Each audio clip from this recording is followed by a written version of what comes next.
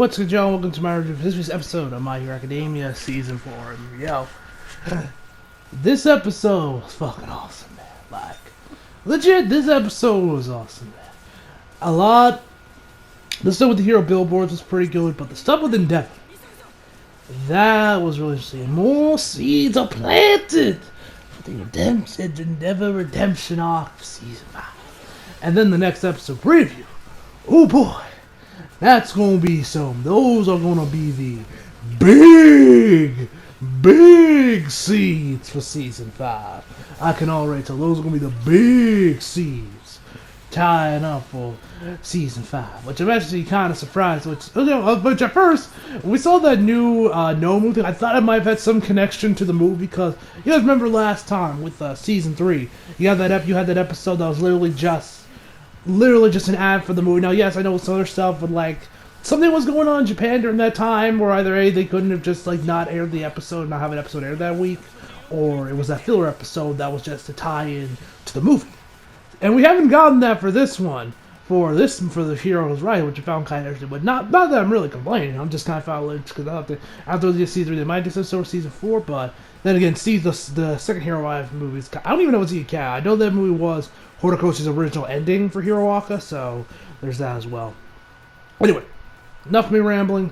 Let's just jump right into this episode. So he starts this episode off. It's about end of November-ish, and we see that actually Aries can be sticking around with the guys over at UA. And he's like, "Oh shit! I didn't think I would see her again so soon." And and then you got Nejire, doing her hair. She has her up in like pigtails or whatever. It's kind of cute. I prefer wear her hair down, just flat, leave it down. That's just me. And, you got Uraraka and the other ones. Oh, hey, Eri. And Sue actually mentions how she reminds her of her little sister, okay. And, Aizawa takes everyone back, and he says that because, that her parents abandoned her, the leader of the Shie Site guy is still stuck in a coma, probably for the rest of his days, because of what happened with Overhaul. She pretty much has no family left, and because of the fact that her horn, or whatever, where her core comes from, is starting to get a little bit bigger now than when it was before last time we saw her, they're going to keep her around here at UA, the teacher's dorm. They're going to keep eyes on her, instead of just, shipping her off to some orphanage and leaving them to their own devices. This ain't the promised Neverland, ladies and gentlemen. But, so that's what they're doing. And, and he also asks, and, you got, Togata there as well to obviously help out because he's on leave. He doesn't really got much better to do with his time, and his outfit, I actually really did his outfit. He was wearing like these black and white suspenders. It actually kind of reminded me of the dress of the YouTuber. I don't know if y'all know him, Aficionados Chris. He did Blu-ray unboxing, some shit on anime as well. No, I love y'all. The guys are into those guys that do Blu-ray shit. I recommend you guys check him out. He's pretty cool. And if you like My Little Pony, he did some shit with that as well. So if you're into that shit, there you go. Anyway, so Togata says that he's gonna help out because he's on leave and everything, and everyone's like, okay, cool. And they say, hey, make sure you guys come back, even though you guys are busy. I'm sure, come by and visit. They're all like, of course, especially Isuki. We all know he's gonna go and visit Eri a few more times. Hopefully we see her again soon. Hopefully we see more of her because I'm really dug Eri, and maybe one day we might see her trade. I'm not sure. So anyway, and and then you also got Tamaki going on there for sort of like if everything's in balance, we can see the return of the Invisible Man or whatever, So, and then he goes on about that he's like, okay, that he's gonna help her out, take her over for a while, look over her for a while, and so he's gonna play a fellow. Fam, you sure that's a good idea for a little girl to be playing Othello, my friend? I mean, have you read it? I've watched the movie with Lawrence Fishburne, and I've read it because I had to for my English class. And I don't know if that's really smart for you, fam. Then he's just like, oh, hey man, can I join you? I'm like, nah, me, you don't want no part of this because I already know who you're playing, and I don't like that. So yeah, they tell everyone just to return to the dorms. So then we head over later on. We get back to the dorms. We see Takoyami. He sneezes. Everyone's like, "Oh, you okay, fam? You sick? Did you get the coronavirus?" He's like, "Nah, fam, I'm good. Just my music's memory doing what it needs to do." And Uraraka's just like, "What?" And so they go kind of talking now. Kaminari, I think, was talking to Jiro about, she has already gotten fans already, like Momo did at the school fest, which I'm shocked. Like, can someone please explain me when Momo suddenly became so over, everyone's chanting her name? Like, did I miss something? How is that happening? But anyway, then she's like, oh, please don't tease me. I'm so grateful about it. Then the door starts ringing, and we see who these new guests are, because Aizawa mentioned that they had some guests coming. And we find out that it's actually the Wild Wild Pussycats. Yes, it's back to them. It was nice to see them again, because we haven't seen them since the midpoint of Season 3, right? It's been a minute since we last saw them. So it's nice to see these guys again. And they came to announce they're back in business. They're going to be going back to doing hero work. And also we have the hero billboard charts coming, which essentially takes, I'm probably going to miss some of the details, but pretty much it takes everything they do from their citizens approval ratings to the work they do as hero, like, stuff resolved, like taking down crimes and other stuff, and those are combined to get the rankings they get for the Japanese heroes. So whoever ones are the most loved, as well as the ones that bring the most smiles and peace, are the ones that get the higher ratings on the billboard chart. And originally they were, like, I think, 23, I think. It was in the 23 or 33. The last number was a 3. But now they're at 413. So they dropped harder and faster than fucking Zack Ryder's career, man. So, yeah, and the only reason the game got still in the 3 digits is, or I think it was 400 and something. 443, I think was what the number was. And the reason they even in the 3 digits mark is because of the approval rates from citizens. People still love them, and they want them to return. So they're like, okay, we're going to come back. And yes, of course, these Ragdoll going to be going back to on the field because, last time we saw her, she lost her quirk. All for One has his quirk. And she says, nah, my quirk is not good. My quirk is still gone, and she's going to be taking more of an Oracle type role, working behind the scenes, doing desk work, and doing stuff behind the scenes to help out the rest of the Pussycats. So it's cool. And then we see this thing with All for One. They're like, oh, I feel bad for her, truly I do. But whenever I see a good quirk, I can't help but steal it. It's a bad habit of mine. I'll gladly give it back to you, but I have to use my quirk. So if y'all are okay with that, then I'll gladly return it for you. And he had this smile on his face the entire time. So, gotta love All for One. But then, we see behind them, behind the Wild Wild Pussycats, also Tiger gives Uraraka and the girls something. It was like paw pad, buns or something. I'm assuming it's like some cookie or snack that, the women are all over. So you got that. And, Tiger also says, apologizes to Bakugo for, hey, sorry, I couldn't help, I couldn't save you guys back there. And he's like, whatever, stop digging up the past. And behind them, we see that Kota. I don't know why I kept saying Shota. Kota was there too. And you both popped for that. It was like, oh shit, Kota's here. And I'm like, yo, it's cool when you get introduced to the Eri fam. Come on now. And he's like, oh, long time no see, Kota. And he's like shaking his head and everything. It goes just like, whatever. He acts like he don't give a shit. He also thanks her for the letter and everything. But then, her aunt, right? I forget exactly what Kota was to the Wild Wild. I know one of them she's related to. I forget if she said that was like her aunt or her cousin or something. Either way, she tells him to look, and the dude actually got red shoes similar to Izuku's. And of course, Kota's freaking out. And I was like, no, man, no. And Izuku has this big smile on his face, man. It was hype. It was awesome. So yeah, so that was fun. So then after that, we head over to some stadium. For all I know, it's the Tokyo Dome. If it is, where's my man Dave Meltzer to give this shit 7 stars? But anyway, we get over to the billboard charts. And so we find out from the reporter, which I swear to God, this is the same reporter that we saw back in Season 1, that tried to get an interview with all the UA kids, but then got the security door slammed in her face. So, yeah, so let's just go over the rankings. I'm probably going to miss a couple of them. Hold up. So number 10 started off with Ryukyu, and she actually says, honestly, I don't think I deserve this spot. Then number 9, we had this guy with this super badass armor, man. His name is Yorori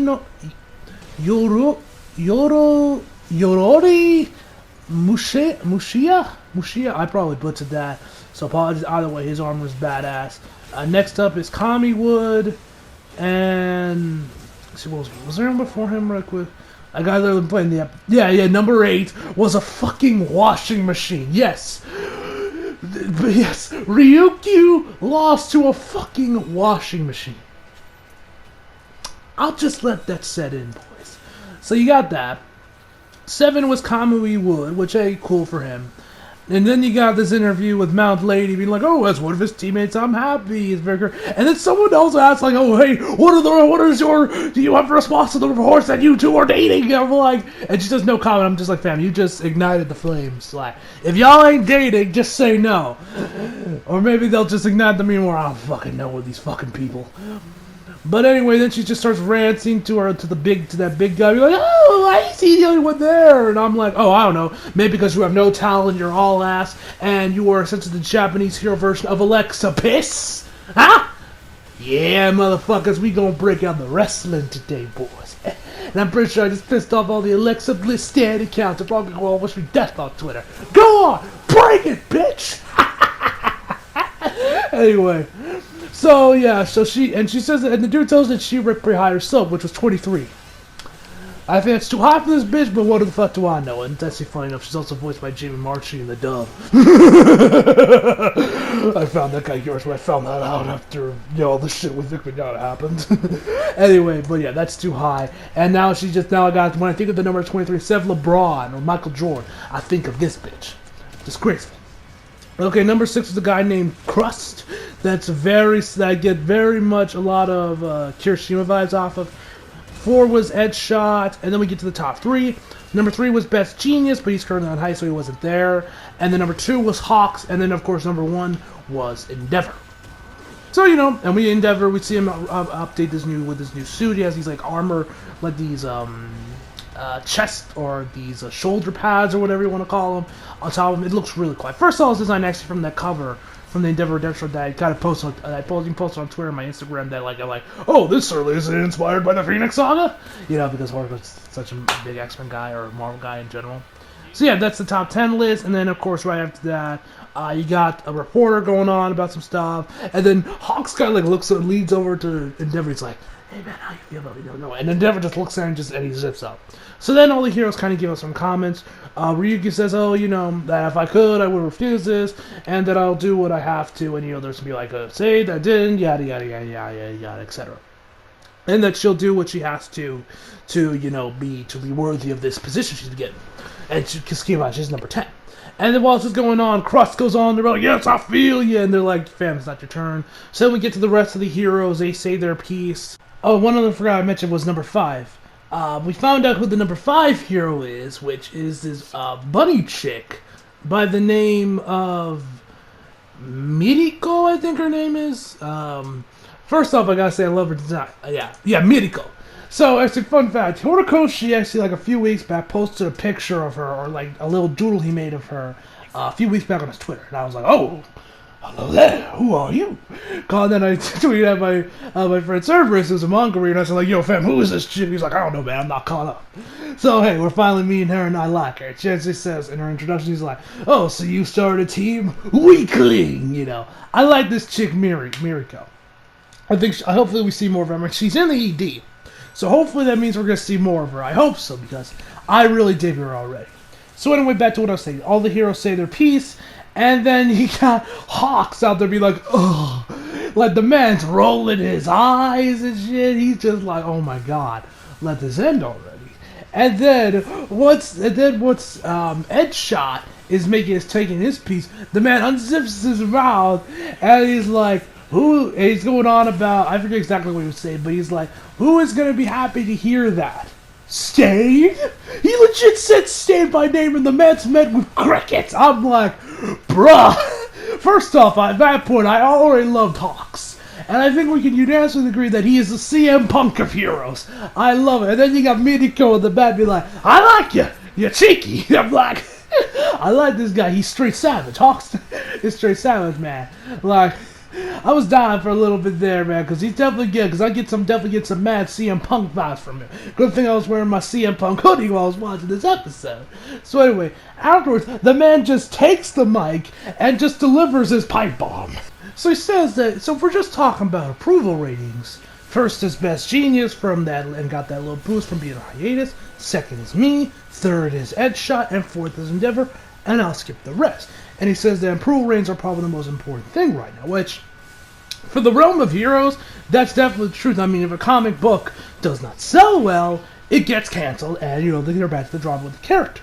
Which, I mentioned before that I might do a video on this, it's a companion piece this episode, depending on what happens.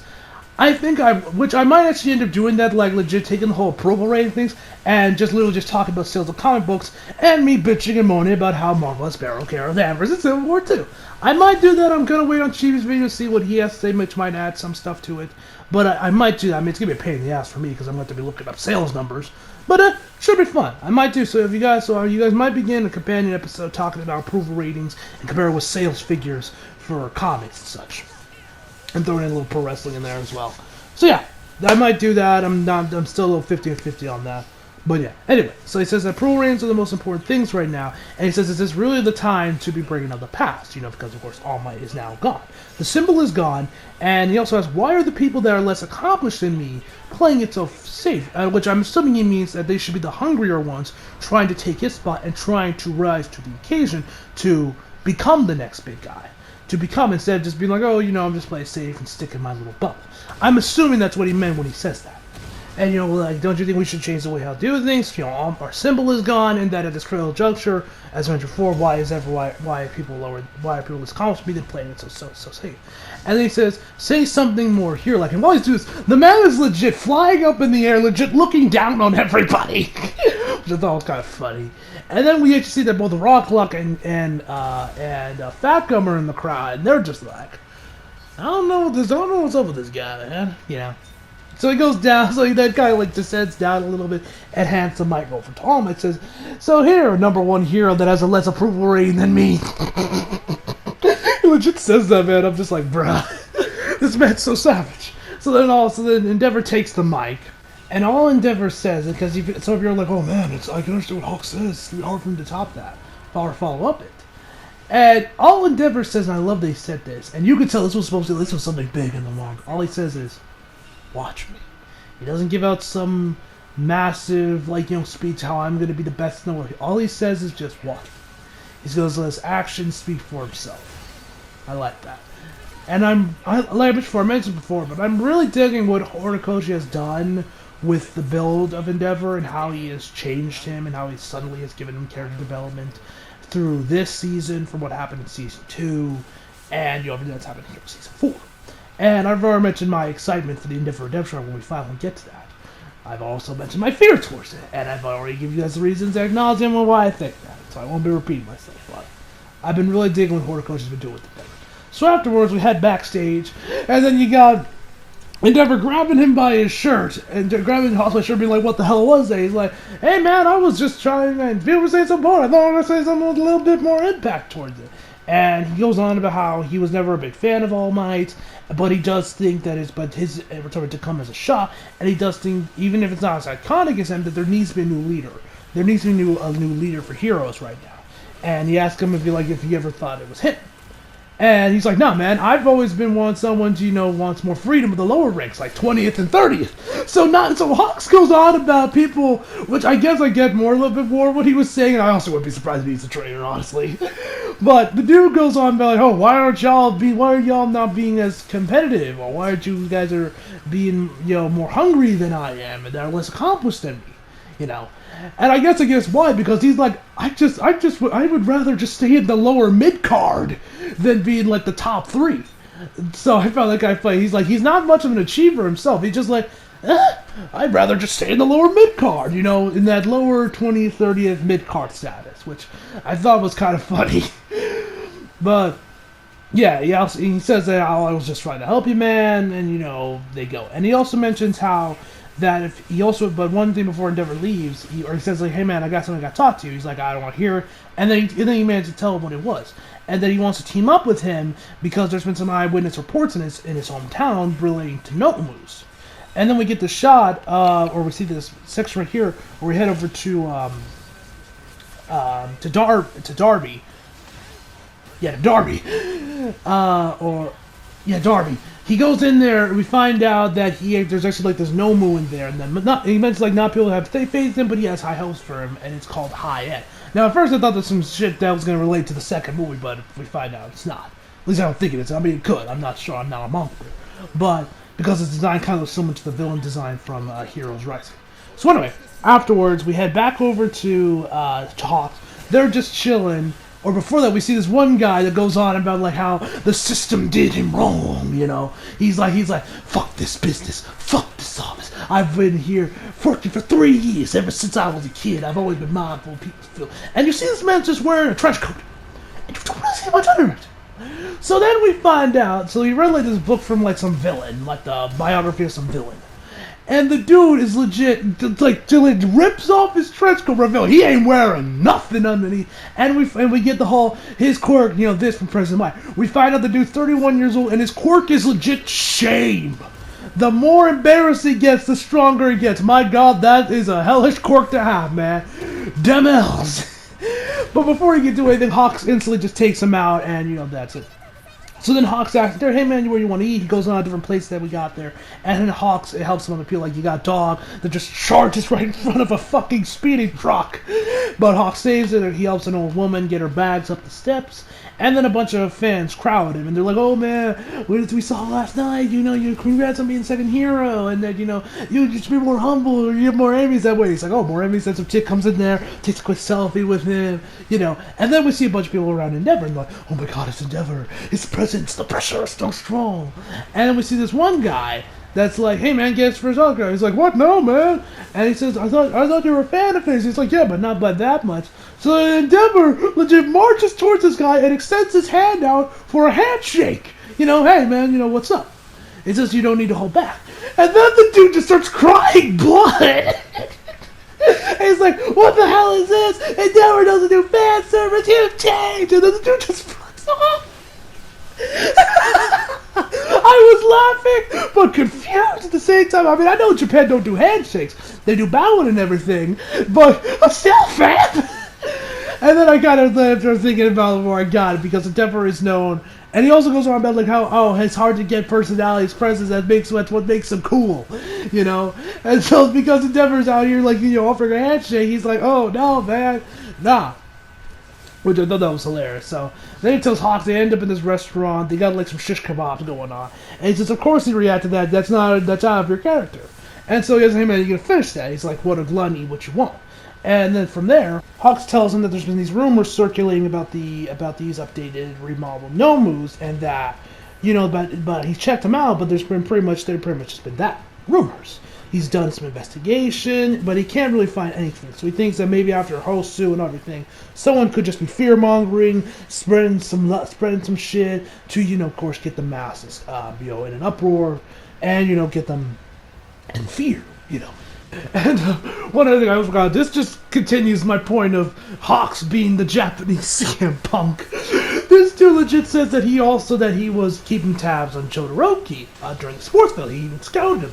But he's glad he has Tokoyami now, because Shoto failed the provisional license exam and left a mark on his brand. He legit said that at Endeavor's match. He got like, it's flames in the match. It's kind of intensified for a little bit, which man was like this man is just straight savage. How can you not love Hawks, man? The man is straight savage. So anyway, and because the villain book that he was going on, the guy said like, you know, liberation to meta-human liberation was similar, because there's this new villain book. Villain biography selling at the same time. That's selling on rails, and during these times when people are uneasy, these books sell like hotcakes. And so what he pretty much wants Endeavor to do, because Endeavor is like, you got some facts, but he's like, nah man, it's just rumors. He's just like, check, I'm out, you know.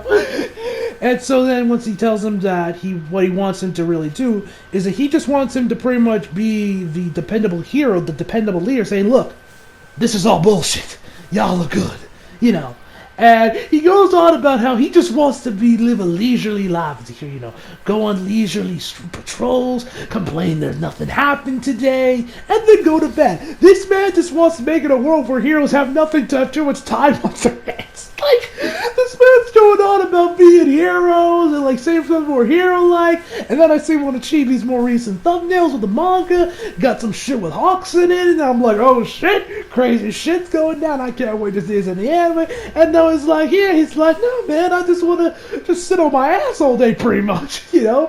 But then, and so then afterwards he says, but then after this the woman comes in there and says, hey man, I got your drinks, and then he tells him, yo man, get down. We see High End, I believe his name was, crashing through the window, and then Hawks is all business. He's like, and then Endeavor tells me, hey man, get everything back. He's like, yeah, sure.